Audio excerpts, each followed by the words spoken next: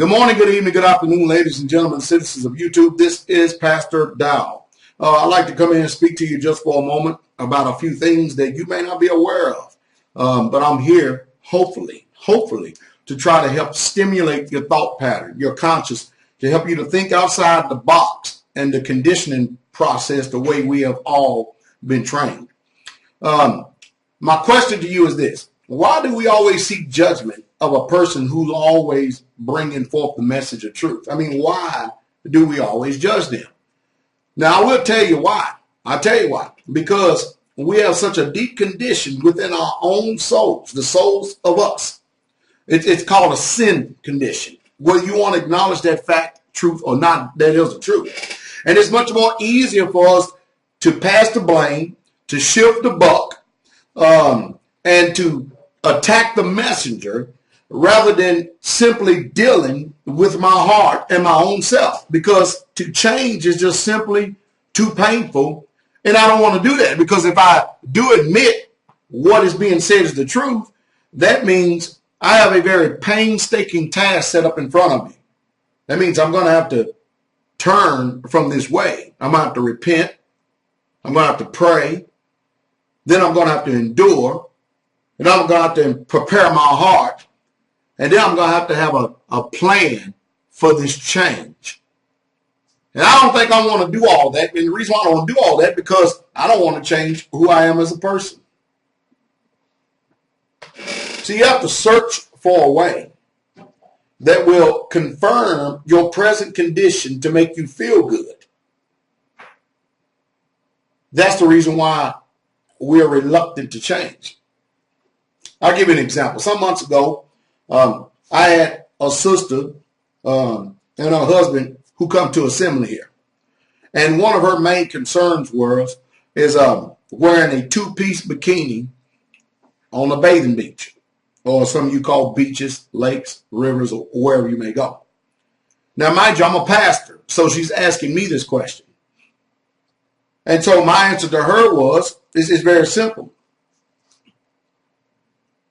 Your body was designed for you to reveal it to your husband, and your nakedness to him and him alone and not nobody else. Now, mind you, I'm giving my heart conviction. I'm giving her what I really truly believe as a student, a disciple of the scriptures. All right? And I told her that if you cannot come outside of your bedroom in a pair of panties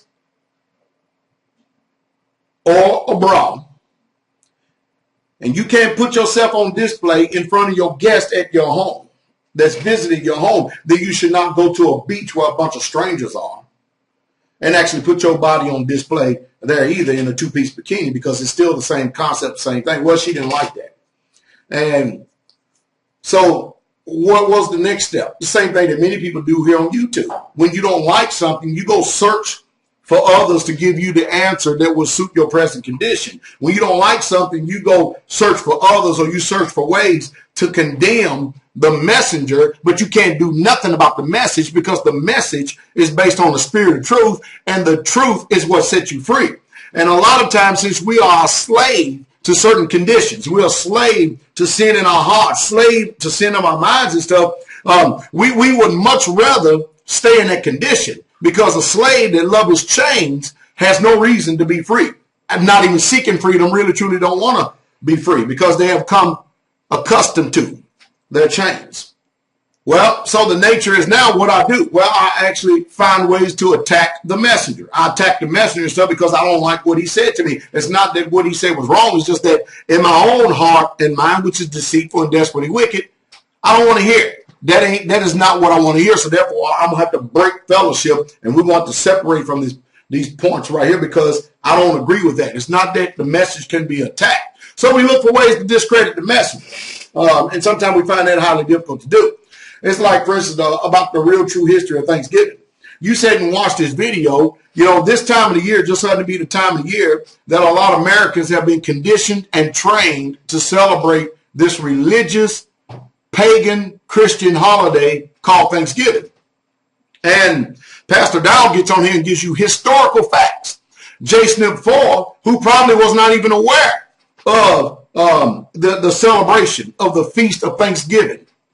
So he heard my video. He went back. He did his due diligence, did his own research, and found out the truth, made a video, backed up and confirmed what I said because he did his own individual research. Instead of, he received information, he listened to what I had to say, but rather than biting off on everything that he said, he showed himself to have a little bit of nobility.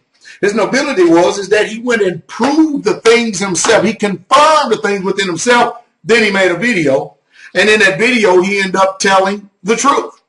And that's what a lot of people are not willing to do. For instance, instead of dealing with the subject matter at hand, what people do is they go look for other scenarios. They go look for other digressions to speak about and talk about the plight of others rather than dealing with the subject matter at hand. The subject matter with Thanksgiving, I'm dealing with Thanksgiving from a historical viewpoint and standpoint. And you can't even talk about the plight of the Indians. You can't even talk about the plight of the American Negroes.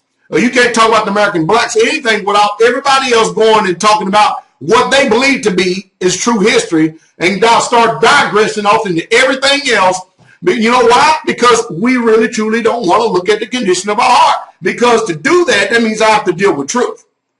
And because to deal with truth, that means I have to admit my own personal faults.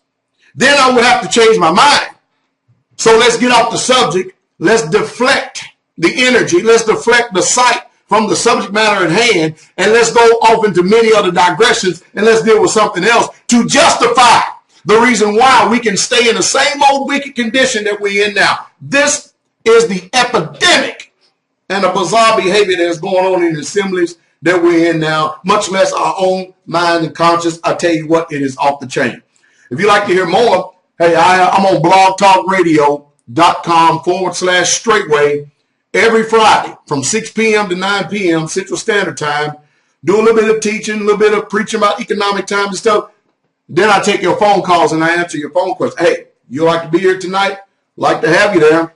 Also, you can catch us every Friday night on www.onlinechurch.org. We have the information in this video, also down here. The truth is, we are something else. Galatians 4:16 says, have I become your enemy because I tell you the truth? Well, yeah, sure you will. Anytime you stand for truth, and you oppose evil, you make yourself an enemy of the Shaitan. And that's the truth, and that's the truth straightway.